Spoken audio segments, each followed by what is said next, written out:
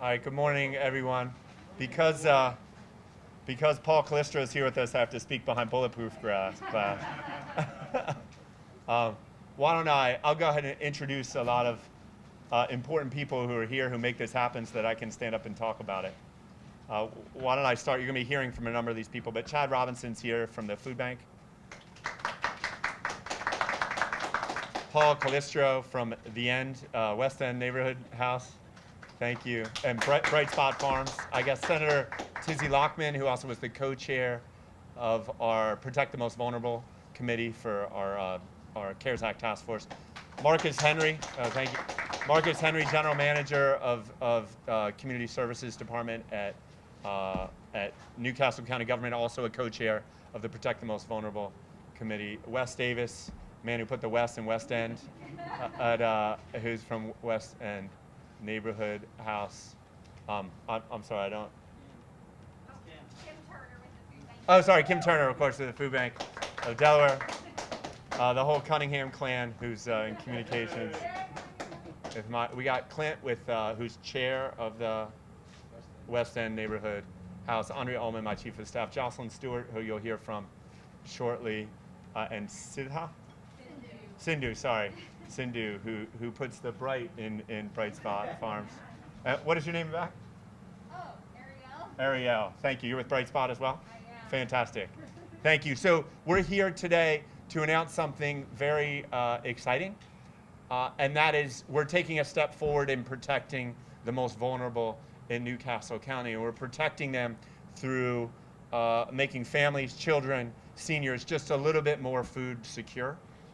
As I think is well known, thanks to the great work of Senator Carper, Senator Coons, and Representative Blunt-Rochester, we in Newcastle County and across our state have millions of dollars to address the most urgent needs that have arisen during the COVID-19 crisis. Today we're going to talk a little bit about what we're doing with respect to food insecurity. About 3 months ago, we put together a committee under the leadership of Marcus and TIZZY LOCKMAN and Jocelyn Stewart. Oh wait, Jocelyn was the other committee. Among the leadership of Marcus and TIZZY LOCKMAN to protect the most vulnerable across our county. One need that they highlighted, that their committee of citizen activists highlighted, was the need to address food insecurity issues. The Food Bank is here, and the Food Bank has been doing that for decades. Really, I think, is the leading food bank in our country.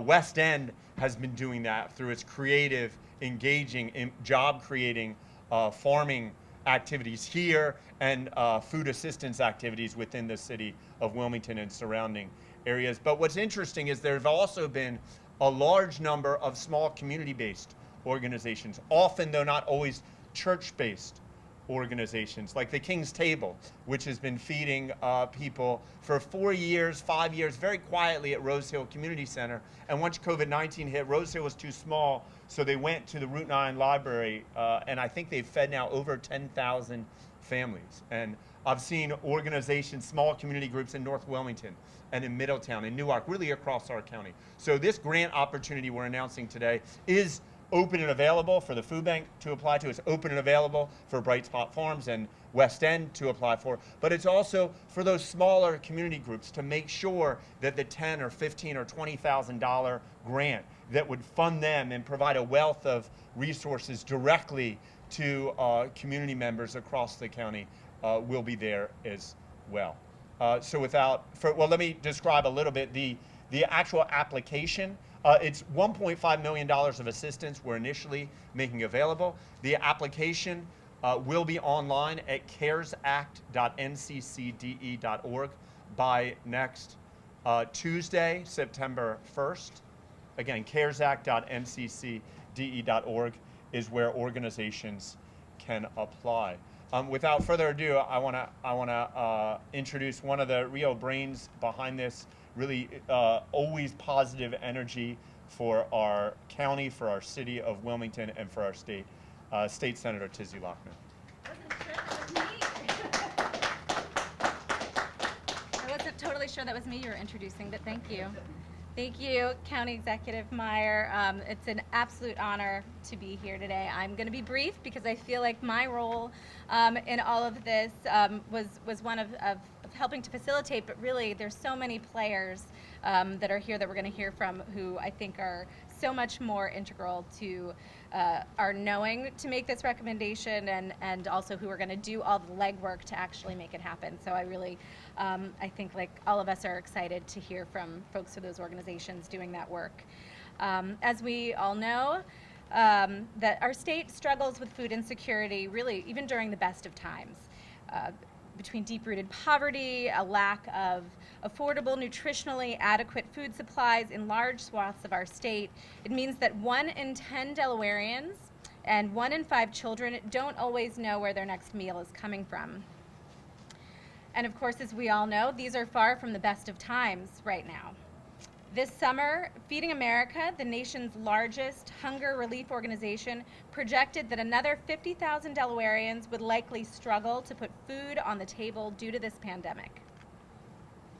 The Food Bank of Delaware alone has reached more than 20,000 of our families since this pandemic began. And it's been just an absolute joy to be, any part of those efforts and see the relief on folks' faces when they're able to access that service. And also countless other nonprofits, churches, and other groups have really stepped up to do their part to extend that relief to folks in need. And we know now that those organizations are facing a crisis of their own. Donations and volunteers that these organizations are depending on are drying up, just as the need for their assistance has really never been greater. So it was my great honor and privilege to serve as a co-chair with Marcus Henry from Newcastle County of the CARES Act Committee to assist and protect the most vulnerable. And we looked at a lot of different things going on during this pandemic and groups who needed extra support. And I think the food insecurity piece really rose up as an almost universal need that crossed so many other needs and really is just where we have to begin. And so, along with other projects being announced, it is an absolute thrill to be able to announce this grant program. It's going to help address that perfect storm by filling in gaps, by keeping all of these organizations going a little longer and maybe a little stronger. I want to end with just mentioning that we do all have a role to play. I think Marcus and I did our part co-chairing a committee that made this recommendation. Our county executive played a part in supporting that recommendation so effectively and quickly. And we're going to hear from other organizations who have parts to play as well. We also need the help of the public. So I hope folks will consider donating your time or your money to a local food relief organization near you that's helping your neighbors and maybe at some point yourself as well. Our neighbors are counting on us and counting on all of you who are watching today as well. So thank you so much. And I'm going to introduce, who next? Introduce Chad from the Food Bank. Come on up. Thank you, Senator. Thank you. I'll give you one of these. There you go. Well, thank you, Senator LOCKMAN, County Executive Meyer, thank you, and all the committed folks at Newcastle County Government who are making today possible. I feel like I could really just stand up here this morning and say ditto to everything that Senator TIZZY LOCKMAN said this morning. We know that this is an unprecedented time. No one, I think 6 months ago, could have imagined that we would be standing here today at Bright Spot Farm or anywhere else for that matter, and talking about a worldwide pandemic and talking about the need for food insecurity across the plight of food insecurity across our country and around the world. But here we are. And I think it's a testament to our Delaware family that not only have nonprofits and hunger relief organizations across our state stepped up to fill in this gap of food insecurity during this time, but our government officials, our business community, all of those folks have stepped up to join along with us in that effort. A lot of people don't know what food insecurity looks like in Delaware, so I thought I would take this opportunity with our friends in the media here, and with all of you, to just speak to you a little bit about what hunger looks like in Delaware. So many people think that it's further away than them. So many people think that there's no one in their circle, in their immediate surrounding, that might be struggling with food insecurity. But I and my colleagues here at the Food Bank are here to tell you that food insecurity looks far more like you and I than it ever has. That's pre-COVID. That's pre-COVID. So many people are struggling with being able to put the adequate food on the table for themselves and their families. They're not sure where that next meal is going to come from, as Senator LOCKMAN so vividly said.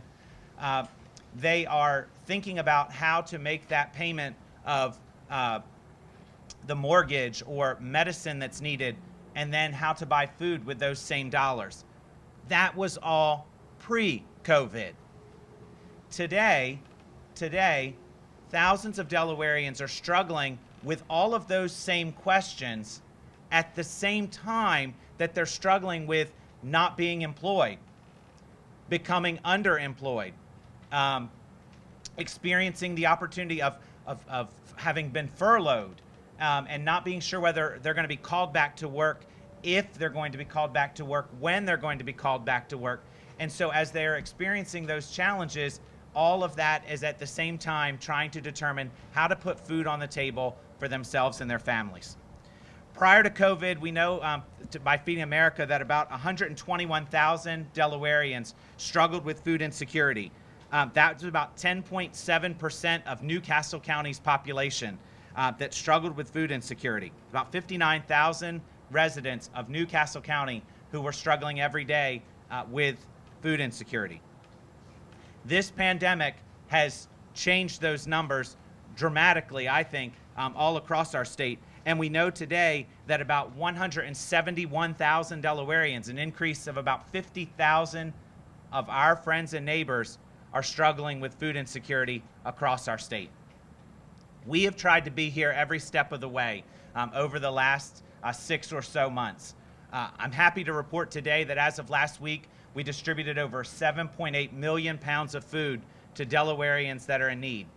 That's not only through our efforts at the Food Bank, that's also through our network of over 600 hunger relief partners statewide.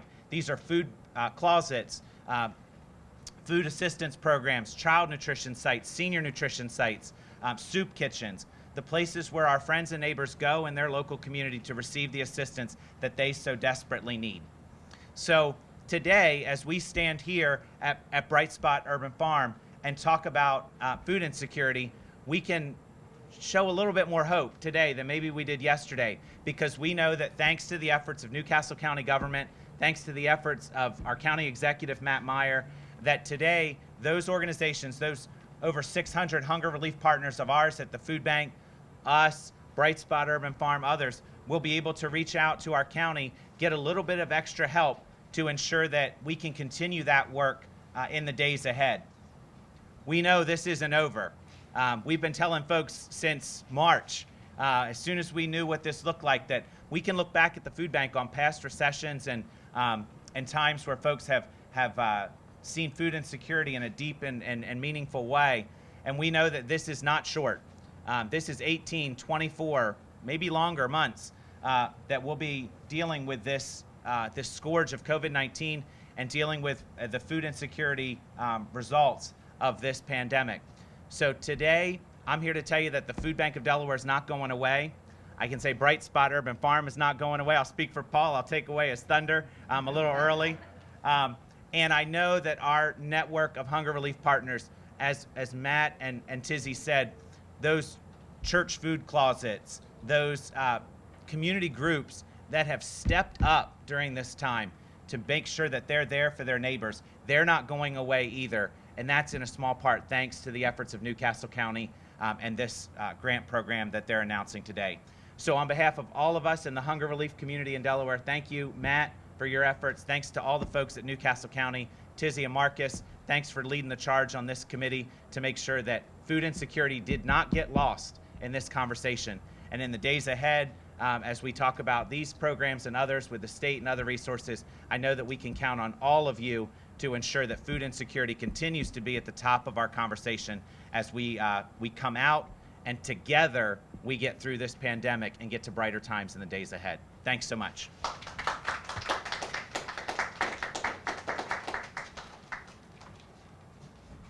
I want to invite up Jocelyn Stewart, who co-chaired our Protect the Nonprofits subcommittee, and really has been involved in addressing root causes of poverty here in our community for years and years. So thank you, Jocelyn.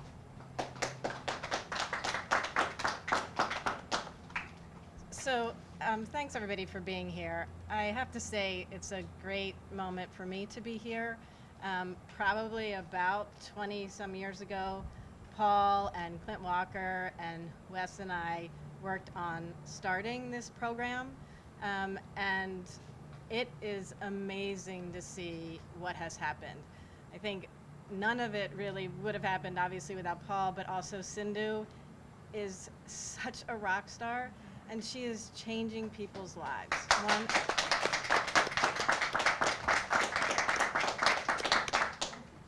So what was so important, I was not on this committee. I co-chaired with Ray Jones Avery, the nonprofit committee. And I think we just have to stop and think, you know, not just our city and not just our state, but the entire world is dealing with this horrible pandemic. But I think we should just think about what an amazing job Wilmington and Newcastle County really has done. We got some funds. There's many, many ways those funds could be spent. But instead of rushing and, you know, giving it to this big one here and this big nonprofit there that has, you know, the energy and the lobbyists behind it, our county executive took a step back and said, it's not the way I want to go. I want to involve the community. I want to make good decisions. And most of all, I do not want to forget the little guy. So this might be part of a bigger nonprofit that is a phenomenal nonprofit, but it really is a little engine that is having an impact. And that's what we're trying to do. And that's definitely what our committee tried to do, is to reach out and make sure the little guys also could get their due. Because they're the ones that are out there, they're the ones that are feeding the people or taking care of the most vulnerable. And I think for us, that is the most important thing we can do. So I am very grateful for being part of the committee. I'm very grateful standing here in this great outdoor classroom, and want to say thank you to everybody that was involved. So thanks so much.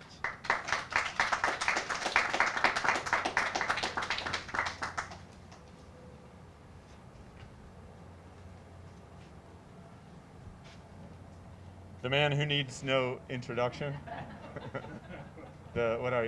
Executive Director, King, head of the Grand Poobah of West End Neighborhood House, Paul CALISTRO.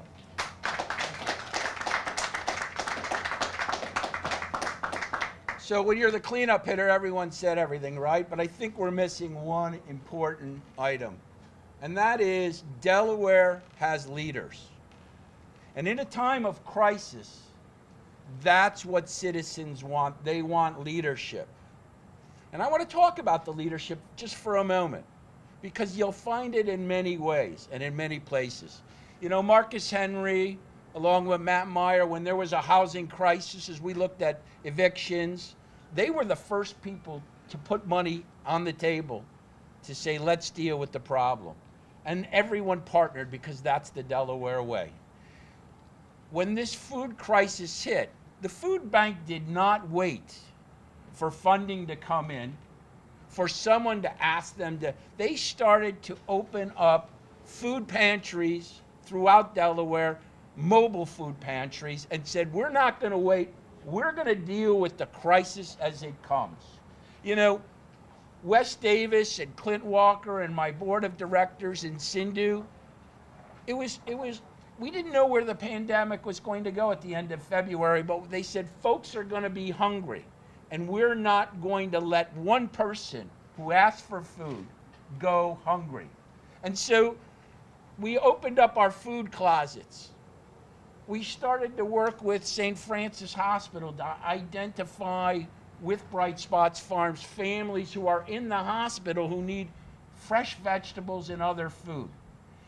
We worked with the restaurants who were struggling to stay open through Cornerstone West and developed a way to feed first responders. And it wasn't some master plan. It was leaders picking themselves up by the bootstraps, getting on the phone and saying, let's partner together. And let's not let one Delawarean go without food. And so, there are quiet leaders throughout Delaware who are making sure that the most vulnerable don't go hungry. And I want to recognize and thank those folks. Some quick numbers. Through the West End, Cornerstone, Bright Spots, Umbrella, we've been able to quietly serve 40,000 plus meals. 40,000 plus meals. And I want to thank my board of directors because we didn't know how we were going to pay for that. We just did it. And so that's where I think, leadership meets innovation, meets people saying, you know what, we're going to not worry about risk. We're going to do what needs to be done. So I want to close with the folks in this room, but folks throughout Delaware, St. Francis Hospital, the Food Bank, the little churches, Christiana Hospital. All these folks are working together quietly to make sure that those who need food have a place to go. And I'm looking forward with working on this next phase because I think you're right. This is going to go on for a long time, and we did good in the sprint, but now we have to do well in the marathon. So on behalf of everyone in the West End family, I just want to thank you all for your leadership, for your taking risks, and for your being creative in partnerships, because this is how Delaware survives and grows in a time of crisis. Thank you very much.